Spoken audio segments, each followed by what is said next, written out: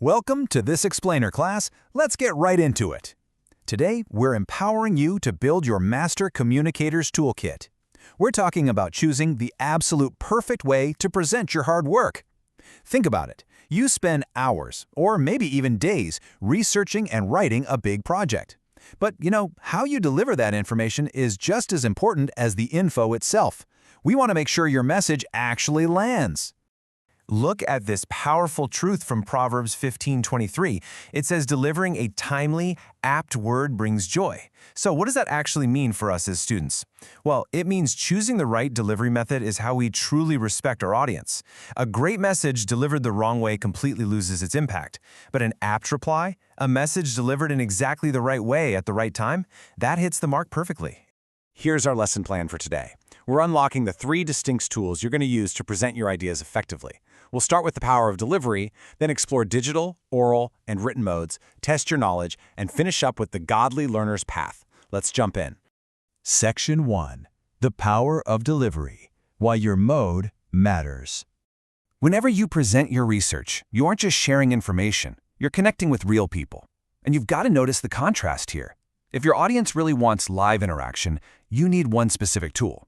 But if they need time to analyze and carefully digest a bunch of complex details, well, you need a completely different approach. It is all about respecting their needs. If you give a heavy, dense, hour-long speech to someone who just wanted a quick overview, you're going to lose them entirely. So by the end of this explainer, you'll know exactly how to match these styles to your topic and your audience. We're going to cover the specific strengths and weaknesses of digital, oral, and written modes and figure out how to decide which form communicates your message best. Section 2. Digital. Visualizing your data. Tool number 1 in your toolkit. Okay, you're probably very familiar with this one. A digital presentation is incredibly powerful for visual learners because it seamlessly combines all sorts of media. We're talking about using tools like PowerPoint, Google Slides, or Canva. It lets you bring text, images, videos, and charts together into one dynamic package. And the absolute best part? It can be so easily shared online. When you want to show and not just tell, this is your go-to tool. For example, let's say you're doing a science project on changes in ocean pollution. Staring at a massive list of numbers? Kind of boring, right? But a digital chart makes all that complex data instantly understandable. You can physically see the trends going up right in front of you. It grabs attention and makes your research literally pop. Section 3. Oral. Connecting with people. Tool number 2 in your toolkit. Now, you don't use this tool just to read facts off a screen. You use oral presentations to look your audience right in the eye and guide them through a live, emotional experience. This relies heavily on your speaking skills, your eye contact, your tone of voice, and your pacing. If you have a live audience and want to host an interactive Q&A session, this is hands down the best mode.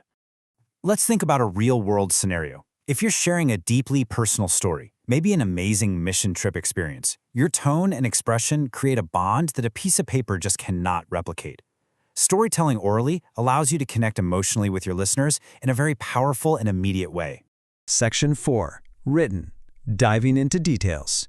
Tool number 3 in your toolkit. Sometimes your audience just needs to slow down, reread, and verify the facts. That is exactly where a written report shines. It's a detailed record allowing readers to digest complex details at their very own pace. Unlike a live speech that kind of just disappears into thin air once it's over, a written report serves as a permanent, long-term reference. So when should you pull this tool out? Think about submitting an in-depth science paper on wind turbines or renewable energy. A written text ensures all your complex data is preserved for your teacher to review. You want them to have that hard copy so they can really scrutinize your work and see exactly where you got your citations, long after the actual presentation is over. Section 5. Test your knowledge. Time for a rapid-fire review. Question 1. What are 2 advantages of a digital presentation? Go ahead, call them out in your head. Got them? Well, think back to our ocean pollution chart. Digital presentations are excellent for visual learners, and they can be easily shared online for super quick access. Question 2. Which presentation mode would be best for sharing a step-by-step process, and why? Well, you'd likely want a written report, or maybe a highly visual digital presentation here. Why? So your audience has the time to follow and analyze each step at their own pace without you rushing past them. Question 3. Give one scenario where a written report would be better than an oral presentation. Remember our wind turbine paper example? Written is definitely best when your audience needs heavy details, data, and citations that are simply impossible to memorize or digest in a live speech. Question 4. Name one weakness of an oral presentation and how to overcome it. So the crucial point here is that oral speeches rely entirely on live performance. They lack a permanent record. If someone misses it, well, it's gone. But you can easily overcome this by practicing your pacing, repeating your key points, and hosting a really great Q&A session afterwards. And question 5. Explain why knowing your audience is important when selecting a presentation mode, because choosing the right form isn't just an academic requirement. It fundamentally shows respect for your audience's needs and ensures your message is actually understood. Section 6. The Godly Learner's Path. A Higher Purpose in Communication. Romans chapter 8 verses 6 and 7 says, "For to be carnally minded is death, but to be spiritually minded is life and peace." To be carnally minded means focusing only on worldly or selfish desires. Scripture teaches us that keeping our minds spiritually focused brings true life and peace, completely steering us away from using our skills selfishly. And this is exactly why HeroesMart Academy intertwines biblical morality with your education. Because education without morality can actually hurt.